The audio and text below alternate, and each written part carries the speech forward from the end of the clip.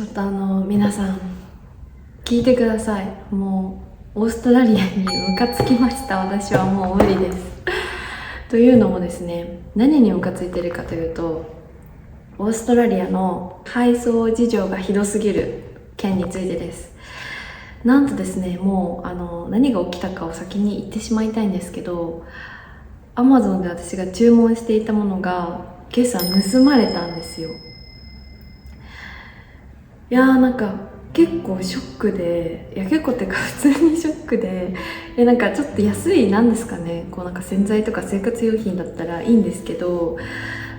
結構、しかもそれ高くてなんか100ドルぐらいしたものなんですね、計。何を頼んだかというと、私会社で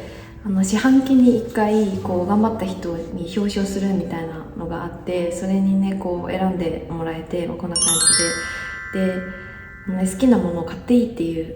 システムがあるんですよ、私の会社に。で、こんなに頼もうかなってこう考えてて、で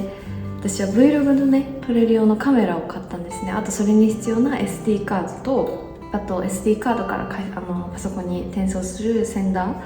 ーを注文したんですね。でカメラはまだ届いてないんですけど、先週は届いたよっていう風にこうメールが来てて、でもこう私のプロパティってこう置き配指定にしてると、そのあるね一箇所にこうボーンって、一箇所といってもそのエントランス入ってすぐのもうなんか床みたいなところにめっちゃ配送物が散らばってるんですけど、それをこのプロパティのね管理会社の人がこう集めてくれて、で多分どっかにね保管しといてくれて、で平日にその各々のね部屋にこう運んでくれるみたいなこう体制をとってるんですけど、なのでこう週末に届いたから、私の荷物届いてるはずだから確認してほしいっていうのをこうマネージャーに言ったら OK みたいな。でも何もないよみたいな、あなたは荷物来てないよっていう風に言われて、いやでも来てるはずだよって言ってこういついつ届いたっていう Amazon からのねこうメールを送ったんですよ。そしたら、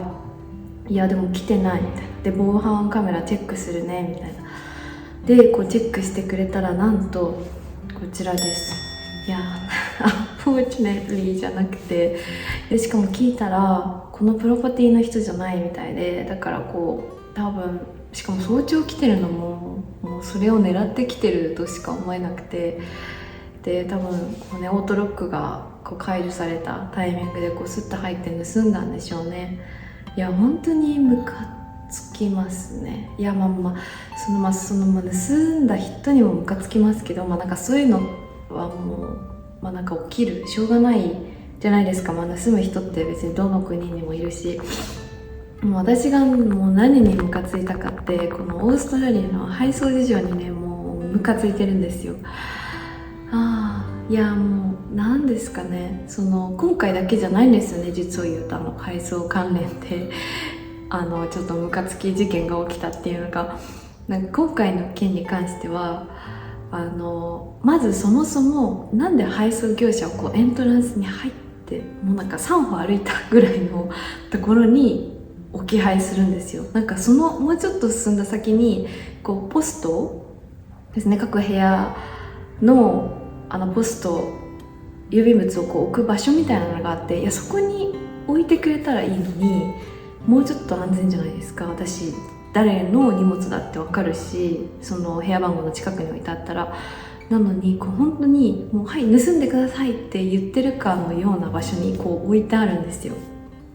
でそれでも盗むなっていう方がおかしいし、で今回に関してはもう盗まれてしまったので、このねなんか法律みたいなのをこう調べたんですよ。配送業者の責任にこうなるパターンは、このなんか Authority to Leave っていう ATL 置き配指定かって私がしてた場合は、基本的に配送業者に責任はないみたいなんですね。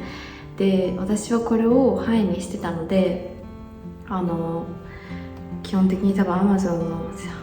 責任にすることはこうもできなくて、こう明らかに例えばもうプロパティの外に置いてて雨にも濡れちゃうようなところに置いてた場合は、Amazon が責任を負ってくれるパターンもあるみたいです。配送業者の責任に行かないとしたら、アパートですよね、管理会社の責任になるのかっていうところなんですけど、そこもなんと共有スペースであれば管理会社のテリトリー内にはなるんですけども、防犯カメラが機能している場合、あとオートロックも機能している場合で、その本当に侵入者がそれを破ってきてるっていう場合は管理会社の責任にはならないみたいで、やっぱり私が警察にね、その盗む行為は犯罪になるので、私がそのカメラのね、そのビデオなりその証拠を警察に届けて、その犯人が捕まるのを待つしかないっていう、結論としてはそこなんですけど、いやでもそれをやってで果たして見つかるのかというと、結構これに関しては難しいじゃないですか。結構私は半ばちょっと諦めモードなんですけど、何が言いたいかっていうと、皆さんにね同じような経験をしてほしくないので、この置き配指定は本当にしない方がいいですね。私ももう今後しないようにしようと思います。もう誓いました。でかつ本当に高いものとかは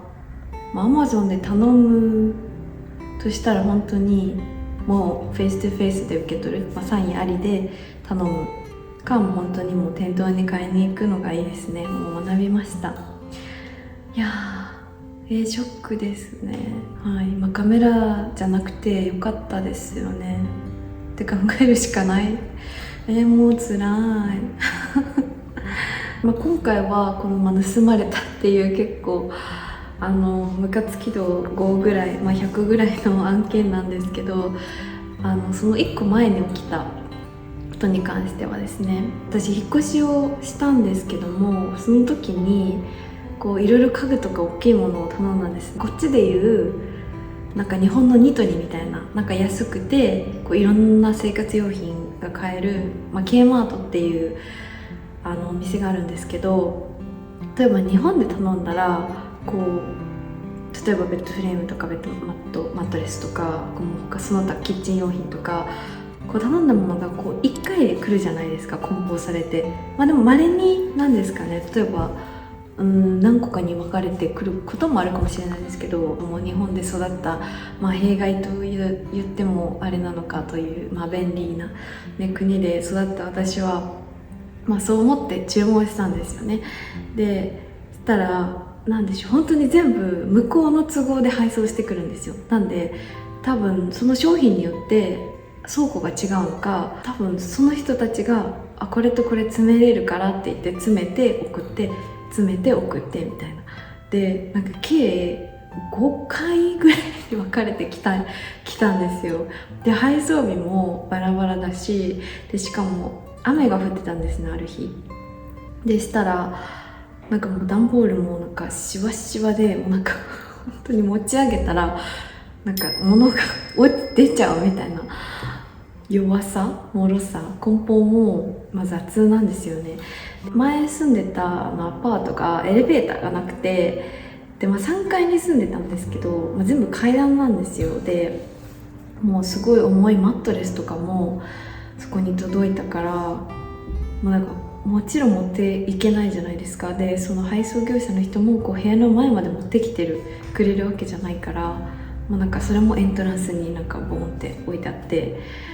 でもう一人で汗だくになりながら部屋に持って行ったりとかして、いやもうその時もね、日本の配送サービス本当に素晴らしいなって思って、なんですかね、学びですねいや日本って本当に便利ですよね。本当に細やかなサービス、